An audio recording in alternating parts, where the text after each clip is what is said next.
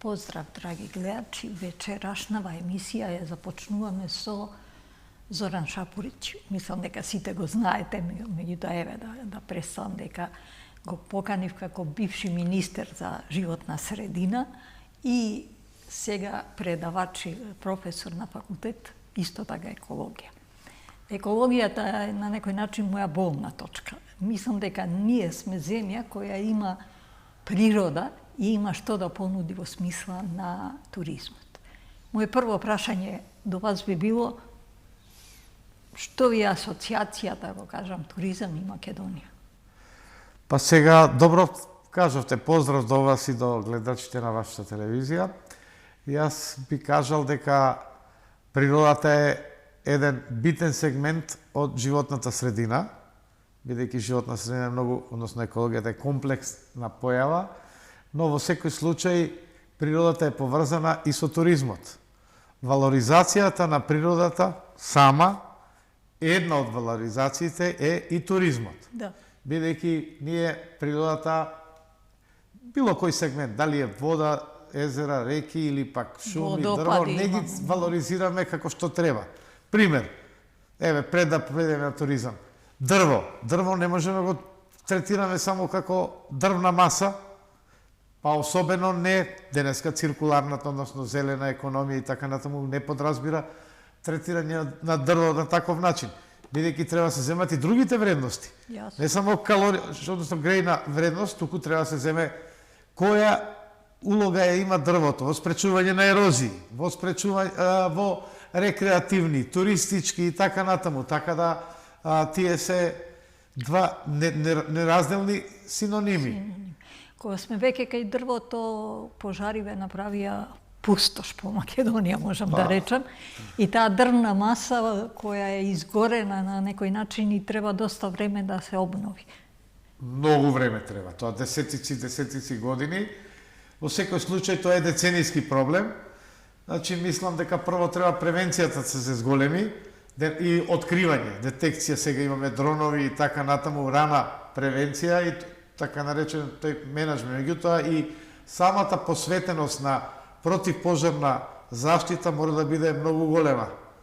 Сега, исто така прашањето е со процеси на децентрализација, противпожарна служба помина во општините. Меѓуопштинската соработка многу слабо. И сега за големите градови некако може да зборуваме. Не може сега нека мала без поценување општина да има, така да мора одреден дел да се зајакнат капацитетите секакви, и кадровски, и опремени на општините, но исто така ова дирекција сега што е за заштита и спасување, незините капацитети за да може да ги надополни овие празнини во општините. Ние слушаме со години, со децении можеби, дека преку 400 пожарникари фалат во Македонија. Сега и повеќе. Така да мора да се пополни тој, но и опрема. Гледаме дека опремата е недоволна, дека општините посебно немаат капацитет да набава, значи мора поголемо внимание и на противпожарна заштита, но и детекцијата, и на откривање. Се разбира, особено онаа кој е намерно предизвикан пожар, но имаме страшен проблем. Проблем со старништата, проблем со подпалување, со невнимание. Со отпади. Со отпад. Огромен. Еве зборуваме природата. Што? Негативна асоциација може да биде. Многу убави делови од природата, сакате езера и така натаму се затрупани со отпад. И за тоа се потребни сигурно напори на локалната и централна, но и самата свесност. Ние гледаме во Охрид, ако најдете гуми, фрижидери, не знам сколки од автомобили, тоа кажува за една голема несвесност од ниска свест. Че може да има илјадници инспектори во Охрид, џабе ако немаме кога до тоа му се оди, така да многу фали. Имаме прекрасна природа, имаме земја сме на природа, мислам. Не знам зошто и не знам како не успеавме да од тоа направиме добар туризам. Па, воопшто, за да имаме добар туризам, треба да ја негуваме природата, да ја сакаме пред се, да ја негуваме, да ја сакаме и денеска се зборува не само за заштита на природа, што за жал нема, може многу да се пофалиме и животна средина, туку и за унапредување, бидејќи гледаме, сакате во природата, ако зборуваме за дрвја, зеленилото, и во урбаниот дел, и во руралните средини, планинските. Урбаниот дел сме во Скопје сведоци на масовна сеча која трае децении. Да. И така да тоа сето влијае, природата враќа.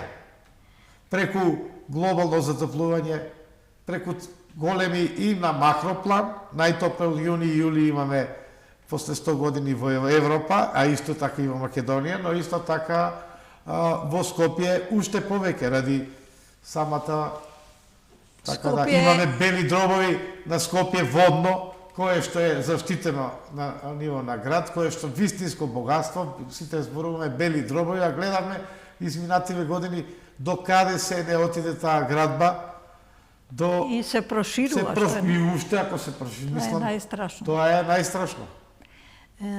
Вие бевте министер за животна средина, Министерство за живот. Кажете ми, јас мислам дека овој период не чув ни еден збор на никого од Министерство за животна средина за целава оваа ситуација. Која е основната задача на Министерство за животна средина? Значи сите сектори на животна средина. Реков, тука е природата, да. Тука се водите, тука е отпадот, тука се индустријско загадување, воздухот се разбира. Основна задача е да креира политики, регулатива да креира и да спроведува надзор за кои што се задолжени одредени инспекторати. За жал по мене сега, колку што пратам, Државниот инспекторат за животна средина, фактички сите инспекторати го изгубија статусот на правно лице, се сега де факто органи во состав на министерство, порано беа доскоро правни лица и тие прв буџетски корисник, тие не се правно лице, значи тие се вработени, не се вработени инспекторите во инспекторат, туку во министерствата. За сите, и за пазарна, и за трудове и така натаму сега. И колку што гледам дека бројот на инспекторите за животна средина во овој инспекторат се намалува. Некаде околу 14-15, заместо се зголемува, тој се намалува и видовме дека некогаш ете и благо нема сигурно и капацитетите ќе се намалат, бидејќи тие зависат сега од министерство, зависат од министерот, не можат сами. Така да Министерство за животна средина и просторно планирање има многу широка лепеза и е еден од побитните. Инспекторатот е на некој начин сведен на сектор, на дома, на седење у канцеларија, на тоа. Па сега добро, не може да кажеме дека цело време седат, но ако немаат ресурси, ако немаат возила, може и да се сведат. Но во секој случај бројот се намалува, потребно е минимум двојно зголемо. Од друга страна пак, ако зборуваме за инспектори локални, бидејќи локалната самоуправа, повеќе од половина, значи преку 40 општини во Македонија немаат инспектор за животна средина. Преку. Некој има еден, ретко кој два, па ако земеме како што спомнав кај противпожарната заштита дека меѓу општинската соработка е многу слаба, така да едноставно инспекцијскиот надзор е на многу ниско ниво во целата држава и на локално, бидејќи локалната самоуправа има големи надлежности. Друга страна, по моје мислење, во Скопје, значи, бидејќи таа област ја познам на локалната самоуправа, единствен град е Скопје, кој што има општини во свој состав, каде што градот има многу мали ингеренции во однос на општините. Значи, општините донесуваат детални планови, општините имаат градежни инспекции, општините, градот нема големи ингеренции, да речеме Загреб или Лјубљана немаат општини, но сите други осим Сарајево, кој е де факто градска заедница, не е град, нема таков случај да општините имаат толку големи надлежности во однос. Значи не е битно кој е на власт во општина или во град, општините сигурно ќе постојат ради одредени интереси, меѓутоа мора да се ревидира законот за град Скопје, кај што се разбира врз база на тоа и другите сите закони. Закон за градење и така натаму, бидејќи градот ништо нема. Целовитоста на градот се уништува, бидејќи деталниот план го донесува градот само генералниот општината, дозвола за градење, осим за оние поголеми објекти, да речеме, кои што аеродроми и инфраструктури ги да издава државата, се општината во Скопје. Така да градот е нарушена е унитарноста, односно целовитоста на градот. И мора да се смени тој закон, градски парк. Градски парк имате, се меша општината центар во градски парк. Закон за град Скопје вика градски парк е единствена целина. Сега имате вие ПОЦ, паркинг со години, не реагира додушениот градот, тој го регулира, го третира тоа како сервисни стамбени улици.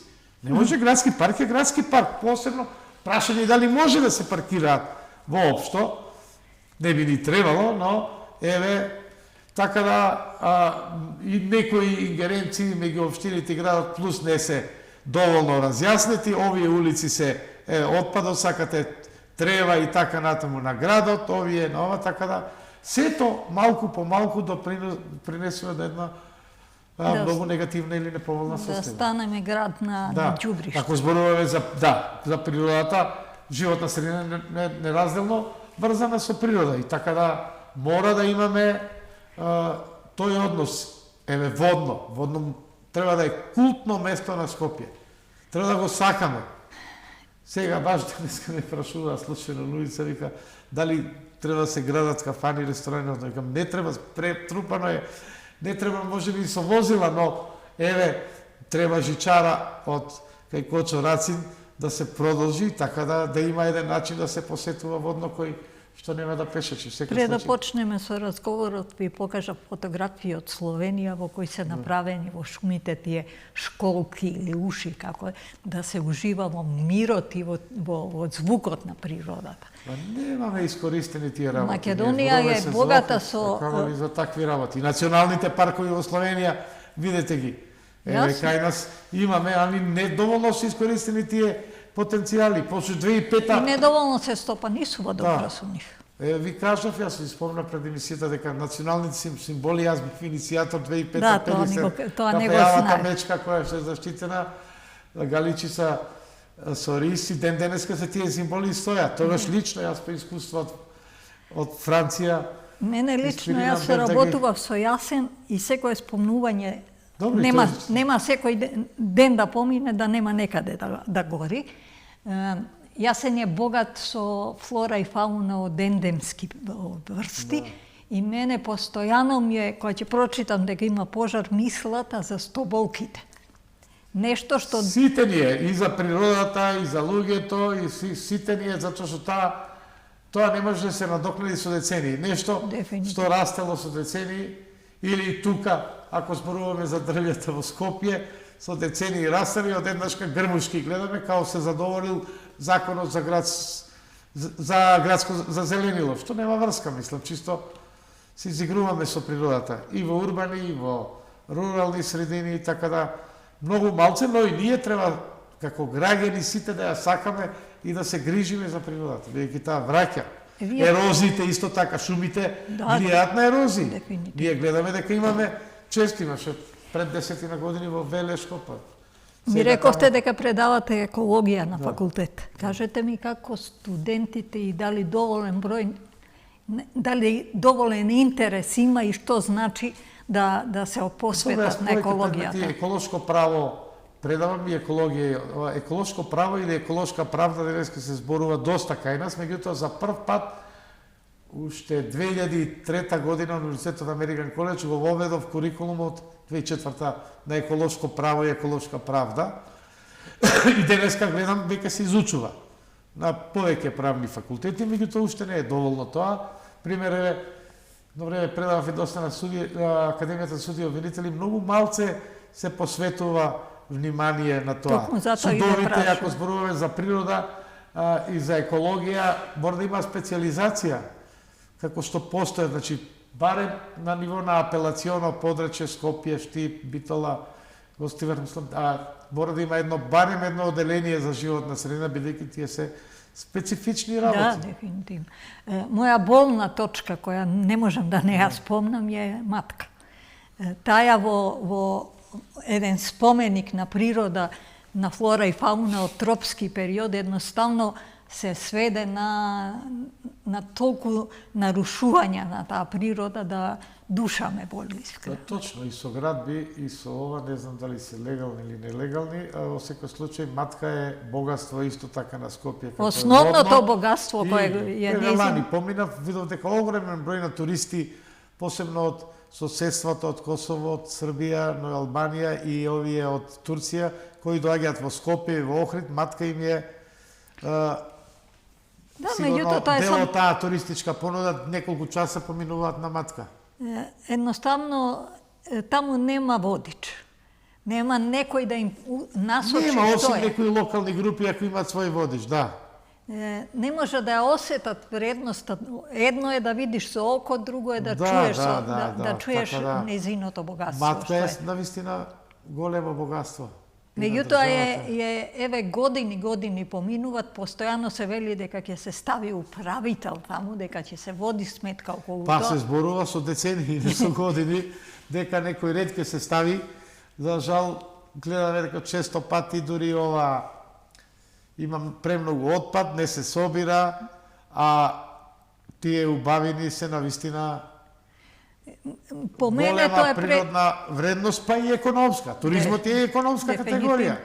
По мене е тоа место би можело да се наплаќа влезница. Точно тоа. Влезница за матка, како што уште 2006 кога донес 2005 Закон за животна средина се воведаа така наречени те еколошки давачки за влегување кои што дури последните 2-3 години се преминуваат.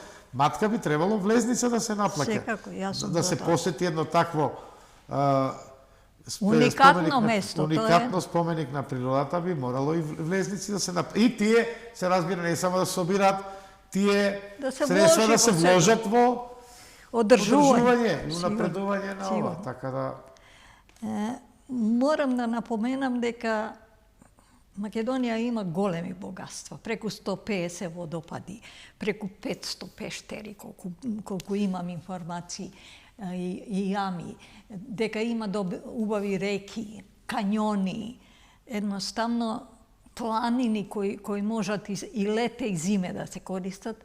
Немаме доволно слух да тоа биде преработено во туристичка понуда. Спомнате водопади, на Кораб водопад, Смоларски водопади, кои се, мислам, едни од највисоки на Балканот, 35 метри, други има тамо Колешински, така натаму, тој дел на Беласица. Тие се недоволно, има нешто изградено, меѓутоа мора да кажеме дека најголем дел што изградено е со донации. Баш знам дека дали од USAID, од UNDP, тие патеки на пелисте со швајцарците беа доста активни, така да мора, еве, пештерите ги спомнавте, не знаев, навистина дека се 500. Па има повеќе од тоа, меѓутоа 500 сигурно би можела да се. Сум видел неколку пештери кои воопшто скоро, не само кај матка, од тој дел, туку да речеме на кај Самоков, на кај Македонски Брод, таму има огромен број кои што, ете, ќе видиме некогаш вака на телевизиите, некоја репортажа, ентузијасти, како што сте вие, ќе снимат и толку, потоа нема некој, или пак некој, баш видов пред повеќе години, тој пат велосипедисти од Европа, едни од Полска, не знам од каде, они знаеа за тие пештери што ние не ги знаеме. И специјално така да, еве, спомнавте Словенија, националните паркови, па потоа пештерите да не зборуваме и така натаму. Не само Постојинска јама, има многу други. Националните паркови, колку ми е мене познато, да немаат посебен сектор за туризам. Немаат некоја програма во која некој ќе размислува. Многу малку имаат, јас ви кажав, треба единствено да се користи. Јас сум посетил одовна Национален парк во Австрија. Таму баш имаат содржини, разгледување со природни оние кочи, не знам, така натаму, да разгледаат што има таму срни, не па ендемични врсти и така натаму, така да една цело вкупна, па не знам, национално, односно локално пијалок, некој попат, целодневна тура. И баш тогаш го мислев да го направам, не можев, не бев после тоа. Инаку, тоа искуство беше, мислев да го имплементирам, како што беше со овие обележјата на Пелистер на Маврови Галичи националните, но во секој случај и тие се огромен потенцијал. Како не? Ние ако зборуваме одржив развој, не значи ништо да не се гради, али се да биде еколошки и така натаму. Вие имате заштитени подрачја, но тоа не значи да има бетон некој мале кукичка евентуално во камен или во дрво како што да се вклопува во природата. Па не да биде некој асфалт, широк пат или не знам некои паркинзи, туку оние некои плочки, камења и калдрами и така натаму. Тоа значи одржлив развој и природа. Значи да се вложува во природата, меѓутоа да се чува. Јасно. И ако се гради некој капацитет да биде еколошки и природно одржлив, не. Во соработката со Јасен, првично, во првите разговори реков дека турите треба да бидат скапи. Доаѓате во ексклузивно подрачје во кое на капија ве чекат да ве предупредат ако имате кутија со цигари дека мора толку од пушоци да вратите на Да, тоа постои, тоа добро искуство го имплементирале.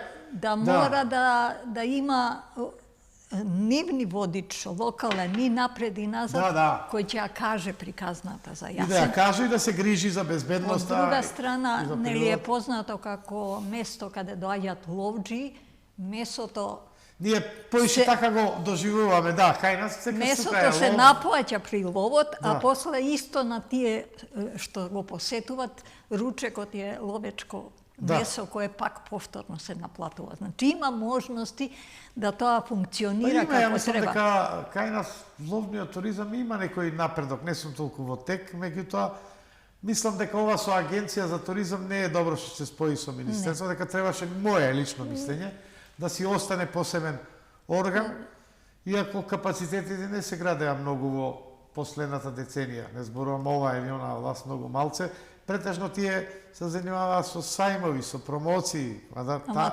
тоа не. Јас бидејќи сум во туризмот, ќе ви кажам на сајмите имаат штанд, ќе земат локални девојки тука за да делат проспекти и се сведува на тоа бидејќи тие не ја познаваат Македонија, да не знаат ни да ти кажат. Добро, промоцијата е сигурно многу пошироко од штанд. Така да промоцијата заслужува посебна служба. Ние тако нешто немаме во Македонија. Гледаме по различни телевизии, не знам. Турција, туризмот како се, Грција, Турција посебно пада, речеме, и Албанија во последно време. Значи колку агресивно и колку го има на европски телевизии, Бугарија исто така да тоа е многу голема работа. Толку ли сме неспособни? И сега вела дека неколку проценти се покачило, не знам за тие податоци во туризмот, дека бројките првите 6 месеци... Турците кои доаѓаат, кои го качуваат тој број... Охрид повеќе турци доаѓаат, меѓутоа... Тие се на прошетка, не се одлично мое искуство имам, не се заинтересира ни за култура, ни за природа. Едноставно тука се да си го поминат времето и ако ги упатиш нешто да видат поред. Претежно се од Турција, Албанија и од Србија сега. Бугарија веќе многу малце колку што сум информиран доаѓаат во Охрид, али секој случај не се искористени потенцијалите. Охрид не може 2 месеци да биде јуни, јули 2-2,5. Има потенцијал за многу повеќе. Многу повеќе. Сега има и авиолинии, ќе видиме што ќе стане. Има одамна авиолинии, само вела дека ќе се зголемат. Мислам дека основната работа што ни фали тоа е стратегија. Можете вие на сајм да отидете, меѓутоа оваа година ќе го промовирам Охрид, следната ќе го промовирам Шар планина или не. Реална стратегија која што ќе се не само на хартија. Колку да ради редовно. Има и потоа дека се направило нешто, дека се не знам, во туризмот сум од своја 18-та година, сега имам 74 и на вистина се уште се наделам дека нашиот туризам ќе тргне по правилен пат. Добро што сте оптимиста. Едноставно... Вие подобро го следите, дали од тогаш до сега за тие толку години нешто е подобро или полошо? Сигурно е нешто подобро, нешто и полошо. Па, и така, и така. И така, и така. Меѓутоа не е она што би требало да биде. Можностите на Македонија се навистина големи во туризмот. И ќе култура, спомнеме и нешто природен. велосипедски патеки, онака, иако тоа е многу, да речеме, застапено. Па е за пештерите, ја не знам, некоја пештера дека има кај нас организирано нешто, тура, или нешто... Освен Врело, Врело, да, да речеме, толку. Маврово има пештера која Па Шаркова, две-три од која толку на некој начин што ја ги отвараат, спомнавте, па да. има човек кој ќе каже. Овие во Галичица има исто. Галичица има една пештера, ама овие пештери што Во Поречкиот регион се прекрасни Прекрасни, пештери, не знам дали има, па тоа ми беше за Поречки, нема има кој нешто да ги организирано, користи. Едноставно нема. Порано, јас бев еден извесен период председател на Спелеолошка федерација, се распадна тај. Немаме така, не сум. Пробував да, ако веќе некоја пештера е испитана, постои во Министерство за животна средина просторија во која ќе се даде материјал и ако некој друг сака да ја посети или да ја испитува, да почне од таму кај што завршил. Комплексни се работите, тука треба меѓусекторски и мултидисциплинарен пристап. Значи, животна средина е во Министерство, меѓутоа тука е и транспорт, многу битен на екологијата. Тука е секторот земјоделие, другите сектори, значи, сплет. Најбитно е, се разбира, Министерство за животна средина, но комплексни се Министерство за економија, сега туризам, рековте, во култура и така натаму. Така да е комплексна таа работа, животна средина не е само локална, централна власт, регионите и така натаму. Навистина се иритирам кога зборувам, знаејќи го богатството природно кое го имаме, а кое, мислам дека не е ни 3%. Дај да бидам оптимиста, да кажам 3% искористено. Уште повеќе не депремира сите ова што со големите пожари, не знам колку илјадници хектари, тоа веќе не е оваа година мината, веќе десетици мора да се направи детекција и се разбира и казнување, но се разбира и превенција. У последно време, пред неколку дена, прочитав дека 39 луѓе се фатени кои подметнале. Па не знам дали се слушнав и јас дека се фатнати, од кој дел и намерно. Сега дали се 39, али дека се осомничени. Сега не знам. Меѓутоа тоа завршува на тоа, мислам. Па не знам, веројатно трае постапка, не можеме да зборуваме. Јас не можам да разберам да некој има желба да запали нешто, да изгори. Па и ја не можам да го сватам тоа. Зборувам за намерно. Да. Не зборувам од невнимание и тоа се разбира е така да несватливо, тоа е монструозна работа, некој да има желба било кој побуди се да запали природа, шума. Уништува генерации. Дали малце имаме обука? Што е па природа? Па едукацијата многу фали. Што е природа и колку треба да сме среќни што тоа ние имаме веројатно уште од детските градинки треба да почне еколошка едукација.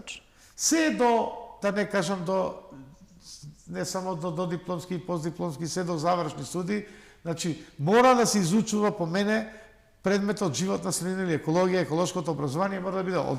Сега имаме нешто, ќе кажат, собирајте отпад едно, друго, шуми, али тоа треба да биде етапно, добро осмислено.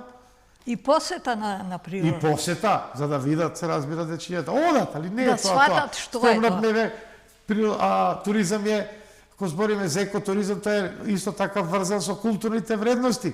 Типичен пример Охрид, има и многу други, кај што е природата и културата, не случајна е заштита на УНЕСКО и така натаму. Посета и систематска едукација на луѓето. Во сите сфери, сега зборуваме за животна средина, природа и се разбира посета да видат што е.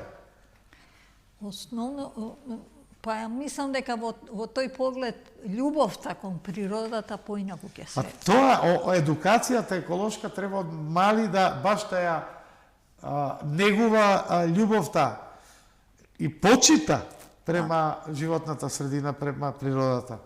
Мора да се и се разбира таа валоризација доаѓа потоа како што спомнавме, бидејќи природата има и економски елементи. Добро, ние овака направивме муабет што треба, меѓутоа начинот дека тоа треба да се спроведе и да една стратегија се направи. И вие како што велите дека сте оптимист долги години, јас сум уште оптимист.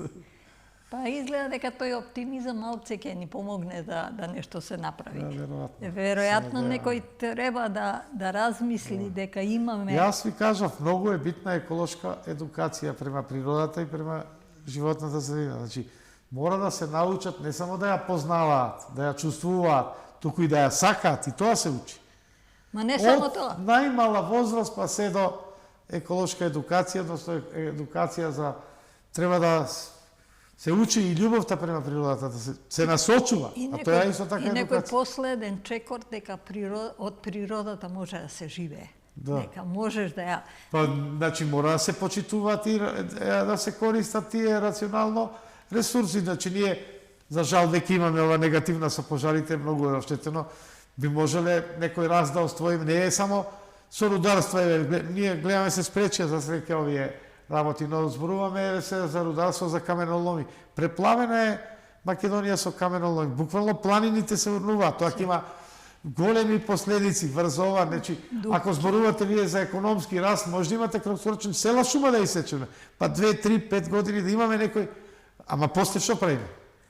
Или може едноставно, сега денеска е голем проблем радиоактивен отпад, нуклеарен, високо радиоактивен. Се да станеме депонија, 5-6 години, 3-4, и после што ќе бидеме? Охис примерот. Па добро, Охис, еве, слушам нешто, задниве години се работи. За среќа, јас мислам дека тогаш Линданот, ако зборуваме за опасниот дел, се чисти, тоа е комплексна работа, бидејќи бил забранет негде 70-та година, кога и се произведело DDT. DDT е сега забранет во светот, осим во некои случаеви. Тоа со помош на донации, за жал, све го решаваме, пред се швајцарски, но и други, но мислам дека, сега од одредени експерти од таа, дека кога се пакувал во тие стаклени буриња, стаклени железни буриња, дека тогаш 70-те години во тој систем, дека имало многу посветеност, поголема и внимание, и дека мислам, сум слушал дека е релативно, дека е стабилно тоа и дека не истекува, а тој процес трае. Долго време ќе трае додека зборуваме за Линданот, не зборуваме, мислам дека хлорот и тоа е исчистено веќе. Така да имаме многу во Липково, како се викаше тој рудникот што е напуштен, имаме хром што беше Лојане. Многу жешки точки имаме. Тоа се велат жешки точки кои се баш во природата, кои влијаат. Пак ќе се вратам на тоа, има ли некоја посветеност на некој да направи стратегија во искористувањето на природата, земјата, на сето она што... Чување, сакање, искористување. Тоа системски е проблемот. Не е, да речеме, и одговорност, ако тоа не се направи, да одговара. И едукација, и се. Системски е проблемот. Прво да се научиме да ја сакаме, да ја почитуваме, да ја чуваме, па потоа да искористуваме рационално и одржливо, се разбира. Да не се нарушува. А оли ова, со пожарите, посебно таа масам, кој знае колку, децении и децении ќе бидат потребни, ако се е во ред. Имам некој искуство од тие изгорени места се засадува, да речеме. Дрва или...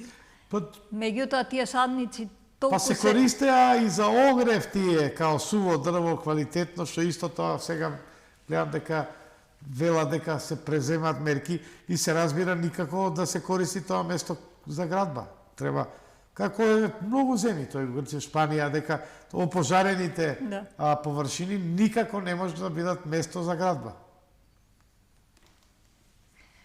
Има исто така одредени се претворија, да речеме, во пасиште и нешто друго по пожарени што не треба да се дозволи тоа. Пасиште, се едно шума мора да имаме. Испадна дека зборуваме се негативно. Не зборуваме се негативно, зборуваме онака што треба и како треба. Не е тоа негативно. Да се сака, баш обратно, по мене позитивен, да се сака природата, да има едукација, да се чува, тоа е позитивно. Значи, и не само институциите, локални и централни, не зборуваме ние оваа или она, тоа е деценијски проблем, поставување. И се разбира и самата свест и луѓето и од нас зависи, не само од институциите, али многу и од институциите се разбира. институциите се сведени на некој начин на функционирање од потреба или од... Значи, тамо треба да има Одговорност. строги професионални стандарди Да се знае во точно институциите, што треба. посебно овој дел. Они кои што работат треба да ја сакаат животната средина. Не само... Ама и не спроведување на нешто што би требало да се спроведе, треба да има некоја одговорност и да Мора тоа да има допре големи до санкции, јавност така е. дека има одговорност, дека Има, некој води животна, сметка. Се случуваат хаварии во рудници и така натаму, мора да има одговорност. Така е. Тоа е превентива, но и тие принципи се на заштита на природата. Значи, превенција и предпазливост. Precautionary and prevention. Разлика има меѓу превенцијата и предпазливост, значи и кога постојат сомнежи одредени, значи недоволно докажани, веднаш да се престане со такви активности, се презимаат мерки. Дали е индустријско загадување, дали ова што се случи во Паланка, не знам, од рудници и така натаму. Значи, тоа е тоа. Некој вика да не се тига, баш тоа е. Животна средина, принципот на предпазливост е тоа. И кога постои минимален сомнеж, без доволно доказ да се стопира таа активност. Мене е уште една тематика ми е, како да кажам, жешка точка. Со овие пожари доста води од езерата се извадија. Што... Па се извадија, ние сега имаме причина, уште не е утврдена пропагањето, би рекол, не пропагање, исчезнување, намалување на водната количина во Преспанското езеро. Во Дојран еве сега вела дека повторно овој систем ќе проработи, бидејќи само на тој начин може со овие од гјавата од планините доаѓа, така веројатно и во Преспа мора тоа да се прави. Нема друго. Иначе едноставно, па сега не знам колку е извадена вода, немаме такви податоци званични, но во секој случај мора да се користи од некаде вода за гаснење на пожари. Козијак, да речеме, има една голема количина, се гледа дека е извадена, тоа е... Па добро, како пример го кажам. Да, али е Преспа критична и Дојран од време на време. Иначе Охрид сигурно дека доаѓа до овие минимални квоти и подминимални, али за среќа не е отидено до таму. Велешкото езеро, зашто е така? Кој? Велешкото езеро. Велешкото е загадено затоа што недостасуваше колекторски систем, односно дел се направи, па не работи, масовна градба има, дури стамбени згради се изградија, и ако не работи колекторски систем, ако не се пречистуваат водите... Пак доаѓаме до тоа на одговорност. Па неодговорност, еве, многу се изгради. Ако сте биле скоро таму, дури стамбени згради. Сега се донела одлука, колку што слушна општината, да не се гради, меѓутоа тоа одамна требаше да не се. Но премногу зборуваме одржлива градба. Ова е неодржлива градба. Значи, не значи ништо да не градите. Сега сите кажуваат дека колекторски систем немаше, па дел е нешто направено, изгледа, меѓутоа не работи, кој што е скап, водата е скап ресурс. Како не? Да. Ако имате колекторски систем, тој троши струја. Треба да се плаќа, така натаму. Точно. Така да...